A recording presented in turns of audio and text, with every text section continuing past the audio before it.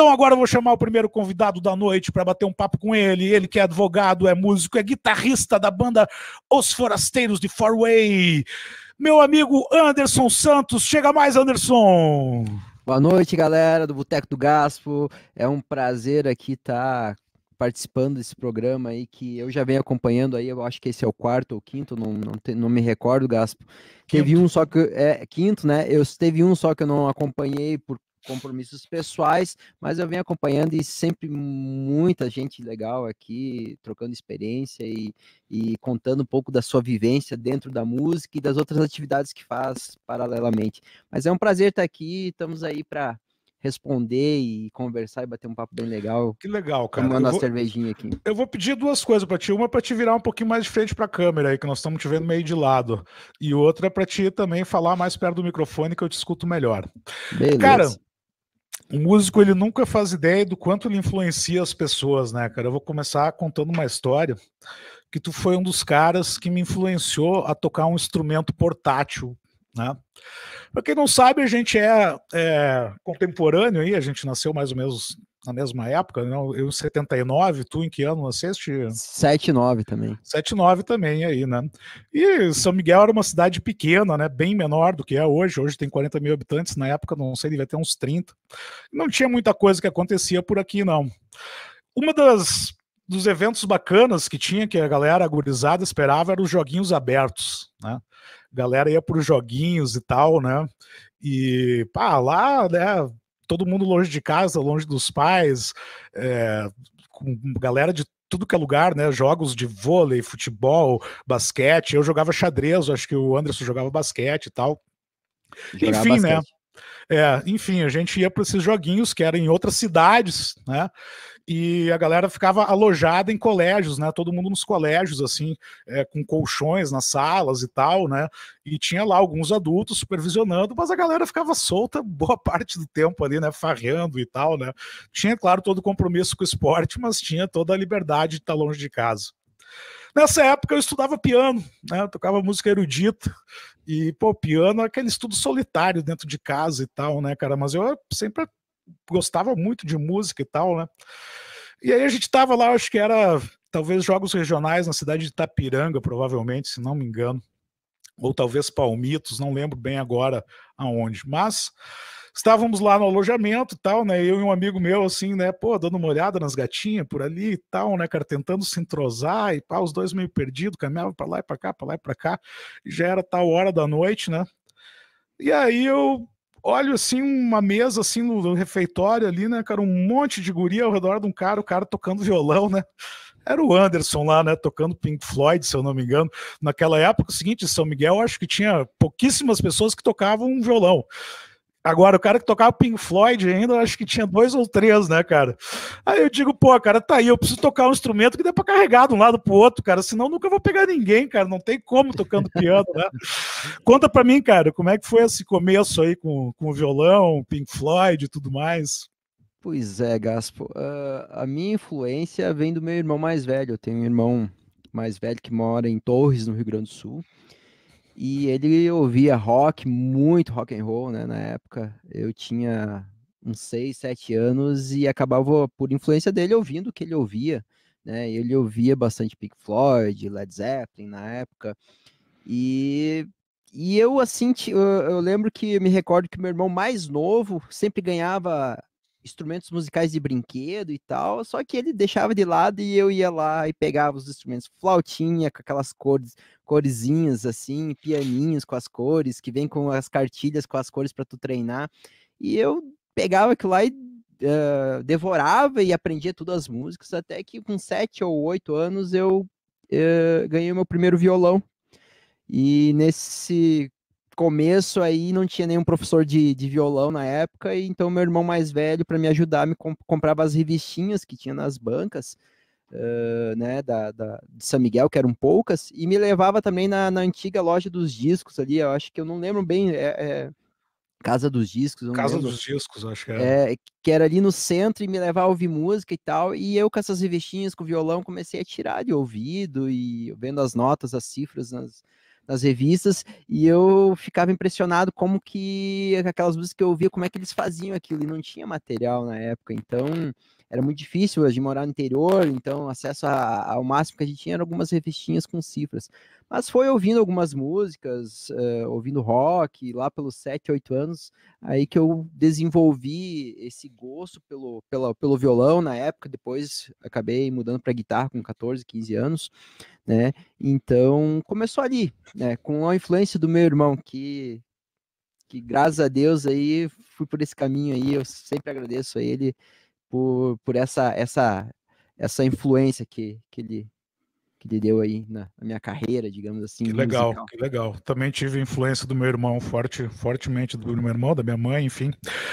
Cara, desde daquela época, né, eu sempre te vi para lá e para cá com o violão, muita gente toca e tal, mas nem todo mundo bota a cara, né, para tocar e leva pra galera e tal. Tu sempre teve esse desejo de ser músico, assim? Tu já queria ser músico ou no começo era uma coisa que tu não sabia e... Não, não, assim, é engraçado, Gaspo, que ali com meus 10, 11 anos eu tinha muito vontade de tocar, né? E foi na mesma época que eu comecei a jogar basquete também, que daí a gente se encontrou aí nos joguinhos pra lá e pra cá, pelos idos aí de 2000, de 93, 92, 94, ali. Mas eu tinha vontade de tocar, muita vontade de tocar.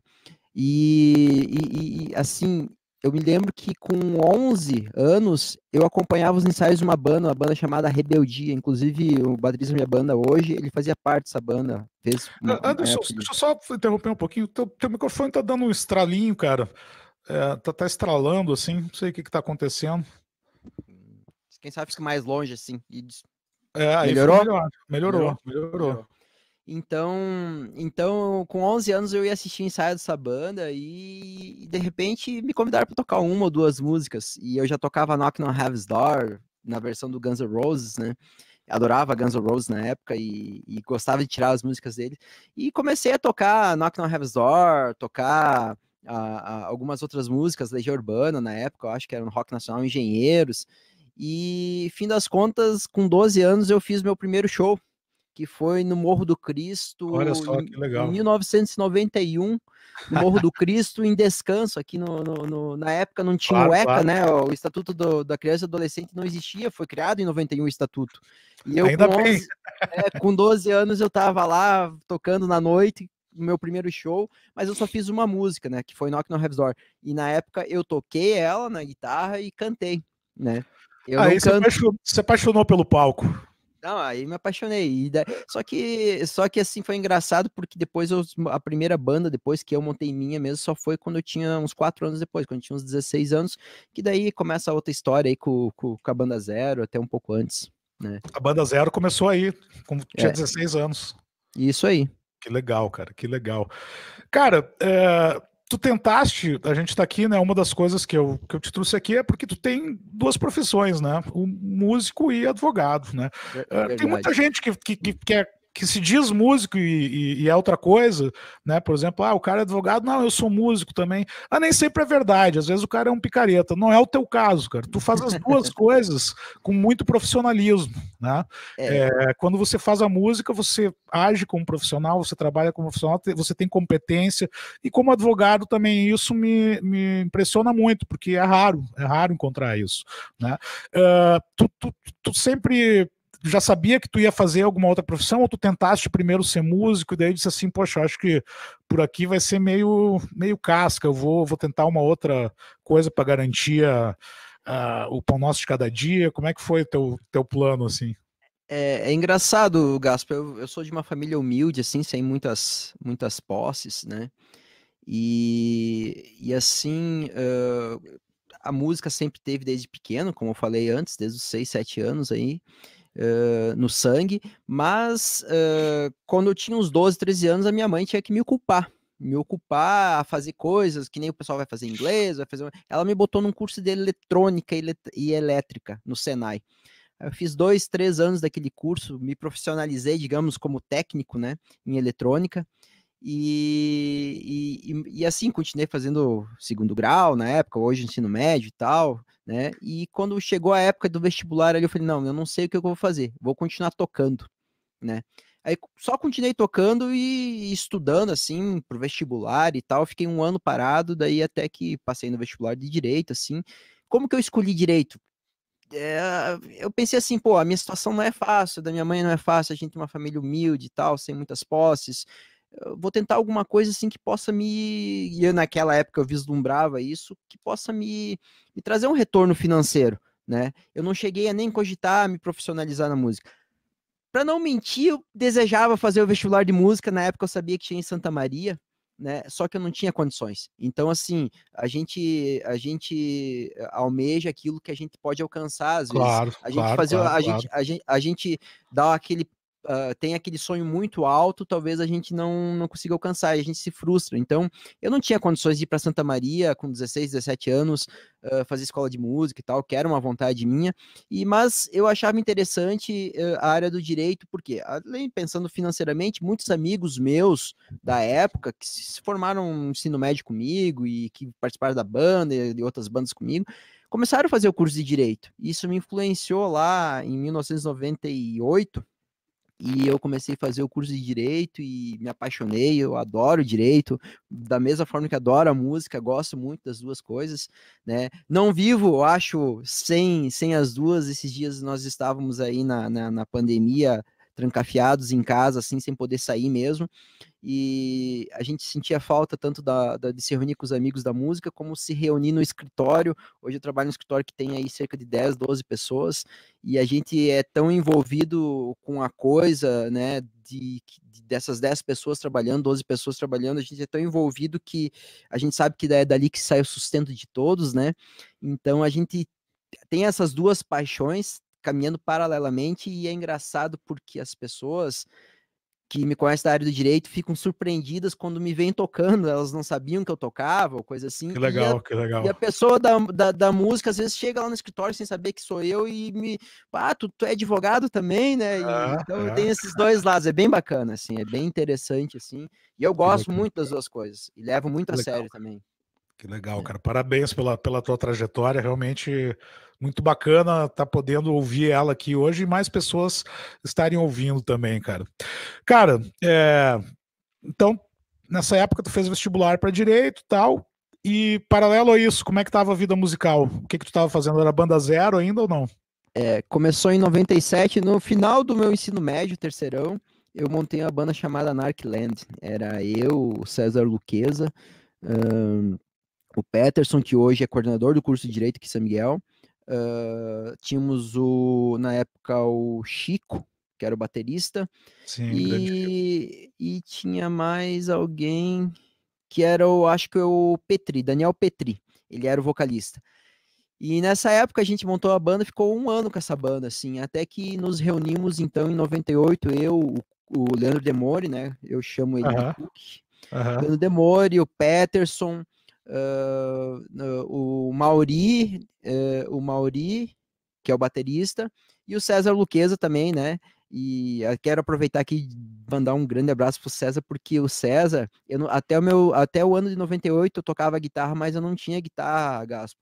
E o César, ele me emprestava a melhor guitarra dele. A melhor que guitarra ele me legal. emprestava, porque eu fazia os solos e ele fazia Aham, as bases, e ele tocava com uma guitarra ruim pra caramba, assim, mas que era dele também, e ele me aham. emprestava a melhor guitarra dele para mim fazer os Porra, isso, solos. isso que é amigo, hein, cara? Isso faz mais de 23 anos e ele me disse que ele ainda tem essa guitarra lá, né? Uma hora eu vou comprar dele essa guitarra, né? Porque foi a Que primeira legal. guitarra assim que eu então, Aham, então esse foi o começo, lá em 97, 98, daí a gente montou a banda Zero, que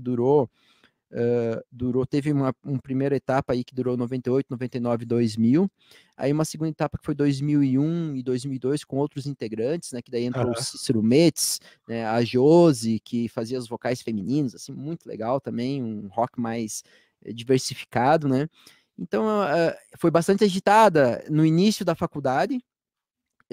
Eu tinha que me dividir aí, me desdobrar, porque a gente levava de uma forma assim bem profissional a banda.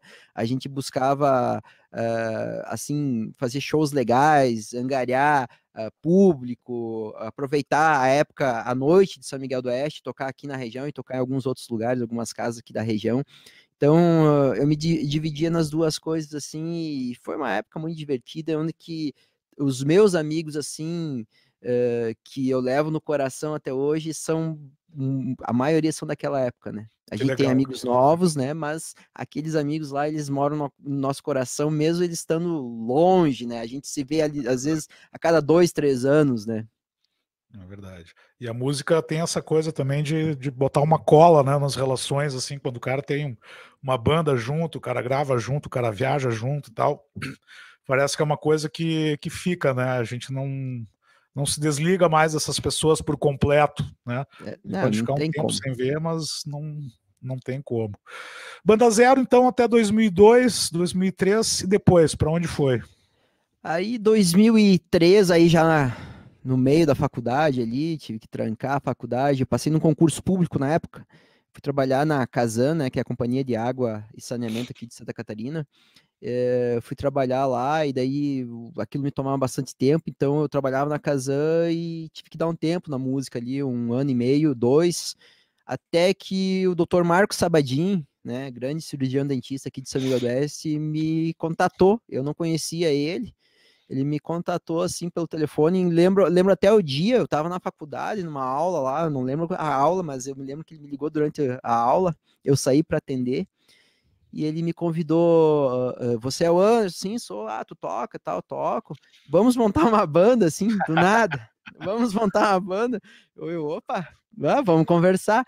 Então aí em 2004 a gente criou a Conteúdo SA, que foi uma banda assim que durou até 2011. O último show eu lembro que foi no dia 18 de março de 2011, né? Eu e o Dr. Marcos Sabadim, mais o Peterson, mais o Mauri, mais uma galera que já me acompanhava, né? Já que o Dr. Marcos estava me convidando, eu já chamei a minha galera que sempre estava na parceria das bandas.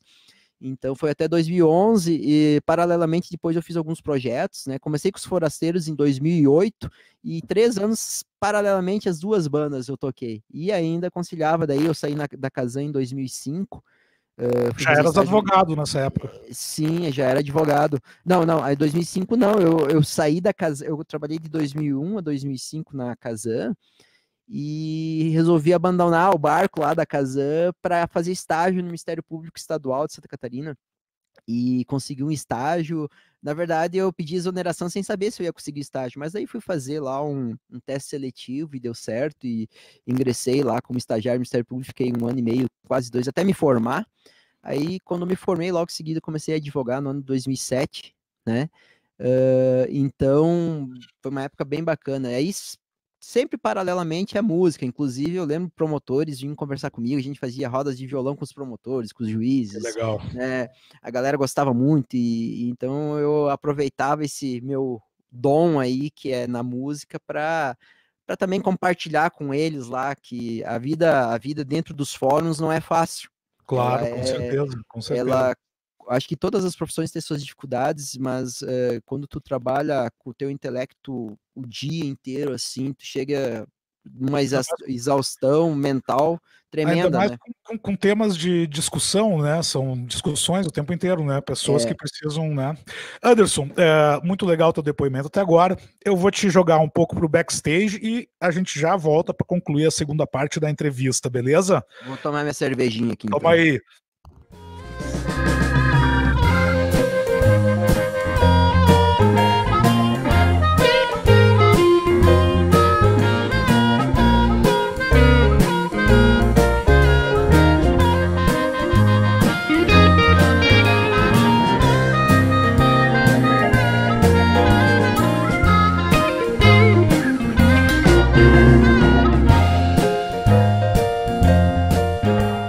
Beleza? Vou chamar de volta agora nosso camarada Anderson Santos. E aí, meu velho? Sensacional, Gaspa. Ouvir esses caras aí é uma honra participar do programa junto com eles Que aí. legal, Não cara. tem. Tu merece demais estar aí no meio, com certeza. E é isso aí, cara. O Boteco é para conectar as pessoas, né? Para trazer gente diferente aqui e para a gente ver que tá todo mundo no mesmo mundinho. O mundinho é uma ervilha só. Um chinês ficou gripado lá, né, bicho? E agora aqui tá todo mundo gripado. Vocês entenderam como é que funciona? A gente é um só, né? Cara, vamos seguir a tua história. Nós estava lá por 2008, tu começou, então, tu contou a história lá com a banda do Marcos, e aí tu começou os Forasteiros de Four Way. Como é que foi essa história aí com os Forasteiros? Os Forasteiros é o meu mais longo trabalho, né, dentro da música, mas começou eu ouvindo uma dupla que parecia sertaneja, mas não era, que é o Beto e o Dene. Eles se apresentavam no Rock, não era Rock Café, na verdade era Casa Café, Eu cheguei a dar uma que canja com eles lá. não é, e era ali no prédio da Farol, né? Isso. E a gente participava toda noite lá, e sabe como eu sou muito voluntarioso, né, Gaspo? Tu me conhece. E eu ia lá assistir eles, mas nunca estava satisfeito com o som, né? Eles tinham dois violões, dois microfones e faziam um som assim, só música clássica, anos 80, 90, 70, Beatles e tal. Só coisa legal, assim, mas o som não ajudava. E eu ia lá e acabava pedindo permissão, né? Do jeito que eu sou voluntarioso, permissão, né? Os donos da casa lá já me conheciam, que era o Guto e a Júlia, Aham. né? Antes era o Júnior Sebem e tal, e me permitiam, né, para mim ir lá dar uma ajeitadinha no som dele, dar uma equalizada, dar uma ajustada nos volumes e tirar o melhor que eles poderiam, né, com o equipamento que eles tinham, né, mesa de som, violão e tal. E foi então que eu conheci o Dene, por exemplo. Ele nunca imaginou que eu tocava violão. Ele só achava que eu era o cara que se Técnico de som. entendia, técnico de som, que ia lá, mexia na mesa de som e tal, e eu curtia o som e ia embora, tomar uma cerveja e ir embora. Até que um dia eu peguei o violão dele, né? Peguei o violão dele assim, deixa eu ver teu violão aqui e tal. Peguei o violão e fiz um som. Eu não lembro o que eu toquei, sinceramente não lembro o que eu toquei, mas eu toquei um som assim legal, assim, bacana, assim, e ele ficou impressionado, né? Porque o Dene e o Beto, eles tocam violão assim, mas eles não são especialistas, eles são cantores. Né, o Dene compositor, o Beto compositor, mas são cantores. Então eles tocam o trivial, assim, né? Tocam bem, mas o trivial. E eu toquei Claro. alguma coisa mais complexa e tal, eu não lembro o que, mas ele ficou impressionado, não sabia que eu tocava. E daí então começou a fazer umas participações lá no Casa Café, lá, né? E quando eu ia lá na sexta-feira e tal, eu pegava e tocava uma música, Knock on Heaven's Door, geralmente, que fez parte da minha vida essa música, né?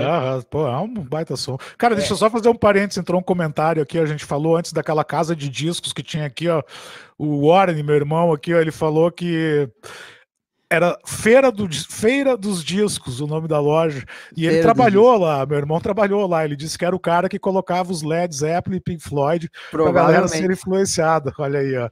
Tu É. vê só, né, Eu, cara? eu era muito pequeno, né? Tinha 7, 8 anos.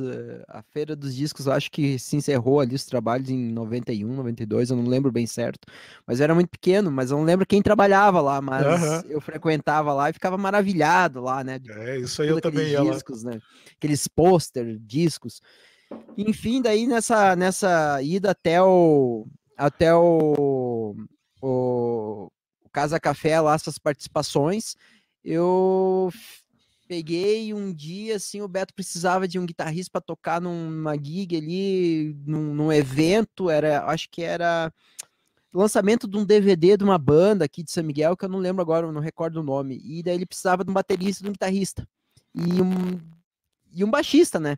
Mas, fim das contas, eu fui tocar baixo. Eu era guitarrista, eu fui tocar baixo. Aí o Dani tocou violão, cantou. O Beto violão e cantou. E o baterista eu chamei o Mauri. E fomos fazer aquela gig. E aí foi o primeiro show dos Forasteiros, né? E nós começamos então aí. Daí até que se entrosamos ali. Daí buscamos montar essa banda, né?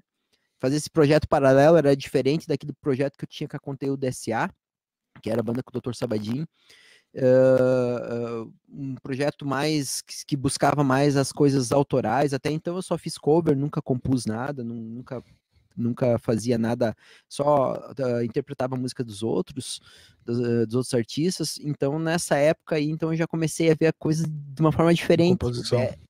O Beto e o Dani, assim, abriram a minha mente, assim, nessa linha de compor. Eles já tinham muitas composições. Tem composições que eles tinham que a gente nem gravou ainda, que a gente tá gravando agora, né? Que Tá gravando legal, que agora. legal. Então, assim, ali surgiu. Até que um dia eu precisava de alguém para fazer um casamento, Gaspo.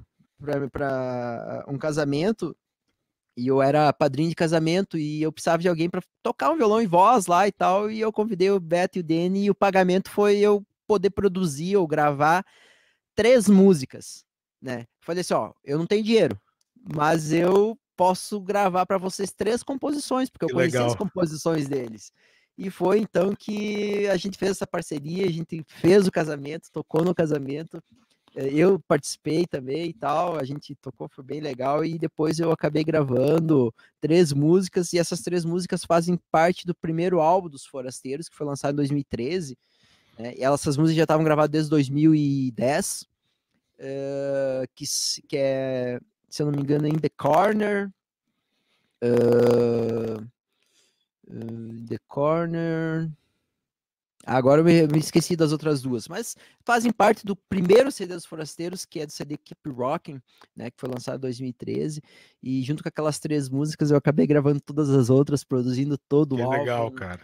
Produzindo, mixando, masterizando, né, e assim, dentro do meu conhecimento, o que é um conhecimento bem restrito, um conhecimento que eu adquiri assim ao longo da minha vida, claro, dentro da música, mas também com os parcos recursos que nem home studio na época nós não tínhamos aqui na região. Então a gente gravava, começou essa história de música digital, né, e gravação digital, né, então eu comecei a me interessar, na verdade eu já gravava desde 97, eu gravava com os cassetes, duplo deck, né, tinha um aparelho duplo deck, comprava 2 cassetes virgens lá, e gravava num, passava pro outro, gravava um, passava pro outro, e naquela época eu fazia uma parceria com a família Moura, que tem o Jameson Moura, o G, o pai deles é o falecido locutor daqui da 104, muito conhecido, né, o James Moura, que todo mundo conhecia ele aqui na região, e daí eu fazia parceria, comecei a gravar cassete naquela época lá com eles, fazer umas músicas,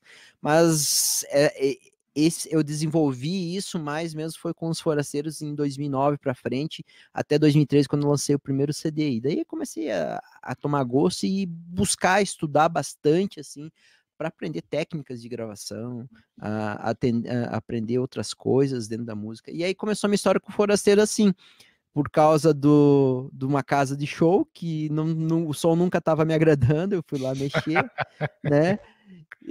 Por causa desse meu jeito de ser voluntarioso, tentar ajudar todo mundo, né? Se eu pudesse, eu ajudava todos os usos da cidade a gravar, a fazer as coisas acontecer, mas a gente não tem tempo. Eu sei disso, cara. E é difícil a gente dizer não para os amigos. E eu queria poder gravar muitos amigos. Tem muita gente boa aqui na cidade, assim, que às vezes não tem condições de ir para um estúdio e tal. E eu gostaria de gravar, eu não tenho tempo, né? Justamente por causa dessa profissão que eu tenho, né, que eu sou advogado aí em tempo integral, né, e ser músico também é uma profissão para mim, eu levo de uma forma profissional, mas é mais restrito, né? Eu tenho aquele horário que eu posso dedicar à música, eu tenho aquele final de semana que eu posso dedicar à música, eu não sou músico em tempo integral. Claro, Eu tenho minha profissão paralela aí, claro.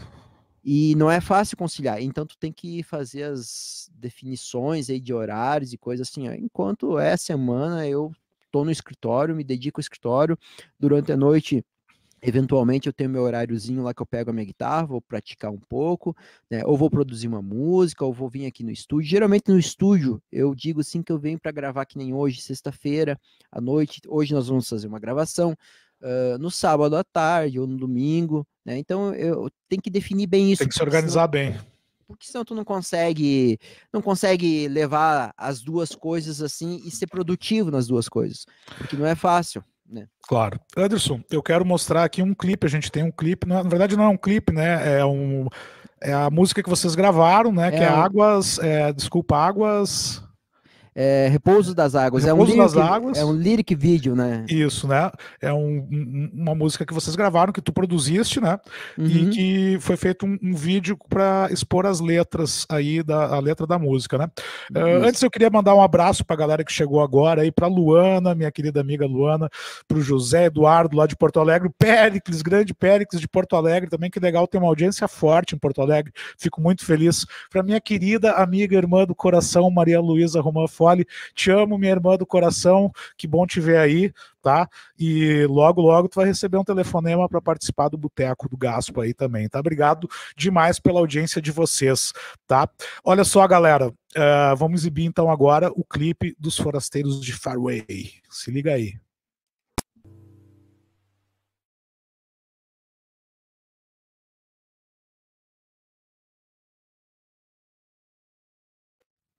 Olha aí que maravilha, cara. Show, sensacional. Belíssima, belíssima composição. Essa, cara, Forasteiros, uma das coisas que eu admiro na banda é esse culianismo, né, de fazer música autoral, principalmente no interior, onde é mais difícil, né? Lá em Porto Alegre a gente tinha um cenário.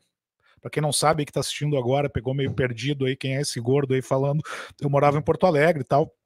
Lá a gente tinha um cenário propício à música autoral, que você pode conseguir uma data num teatro para fazer um show, você pode conseguir espaço na televisão para falar da sua música autoral, nos jornais, na rádio e tudo mais, né? Várias rádios, inúmeras rádios, vários canais de televisão, 4 ou 5 pelo menos, que tem por lá de TVs menores e tal, né?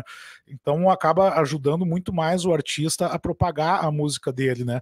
E aqui no interior existe essa dificuldade de expansão, né? Ao mesmo tempo que facilita um pouco o boca a boca, né? Mas tem essa dificuldade de expansão por falta de meios de comunicação. Aliás, a gente costuma dizer que o sul não chega no centro, né? Porque o centro não deixa também, né? Os meios de comunicação do sul são do sul, né? Enquanto os do centro são nacionais, né? Tem toda essa coisa aí, né? Então, cara, parabéns aos forasteiros, né? Por essa... Legal isso que tu falou, Gaspo. Mas os forasteiros, eu digo que a gente dá passos de formiguinha buscando alcançar o máximo de público que a gente pode. E a gente busca fazer um público regional, né? A gente fazer o trabalho envolvido com nossa região, com a nossa galera, digamos assim.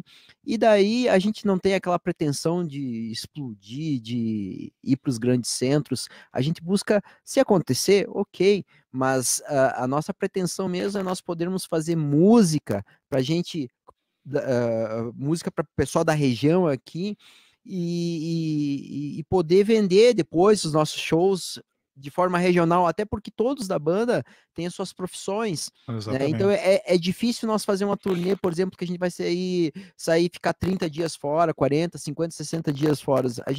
Pra gente fazer uma turnê como a gente fez em 2015, 16, a gente teve que se organizar de uma forma em que todos pegassem férias claro.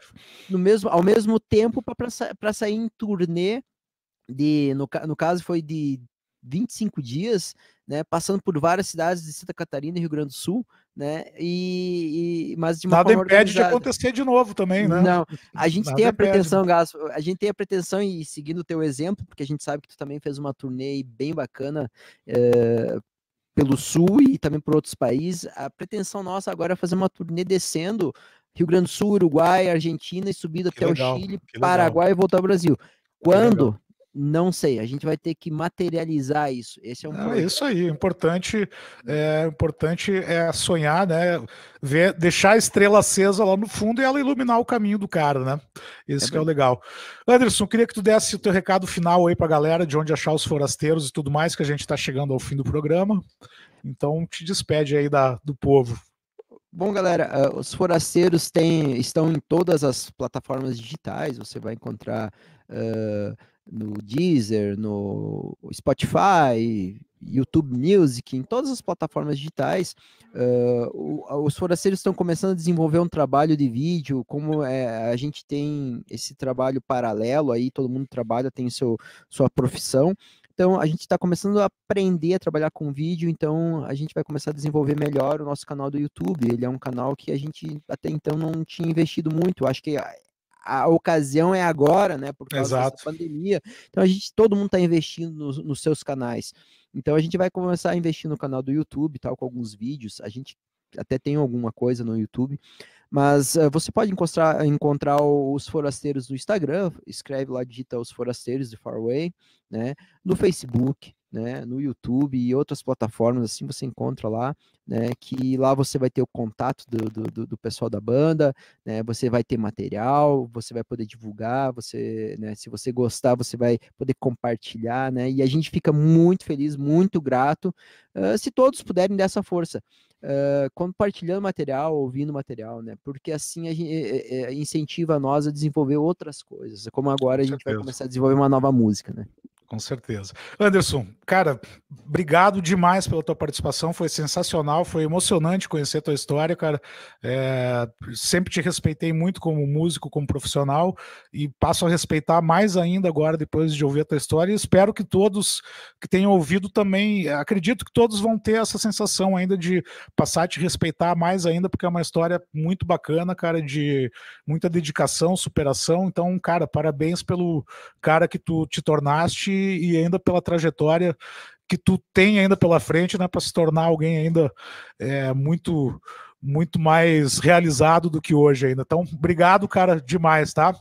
Eu que agradeço, Gaspo, poder participar aí do teu programa, né? O Boteco do Gaspo aqui eu já venho acompanhando, sempre traz assim pessoas de alto gabarito dentro da música. Eu me senti aqui uma formiguinha, né, do lado desses caras aí, porque eu tava olhando o currículo de todos ali, nossa senhora, tocaram tantos lugares assim, e a gente tem um trabalho regional, a gente sabe das nossas limitações, mas eu só tenho a agradecer a oportunidade e a gente espera que o Boteco do Gaspo aí se desenvolva por muitos anos aí, trazendo um material bom para a gente poder aproveitar aí nas sextas-feiras aí. Que Deus te ouça. Obrigado, Anderson. Vou te jogar lá para trás agora, então, cara. Obrigadão. Grande abraço. Abraço. Esse foi o Anderson Santos dos Forasteiros de Faraway.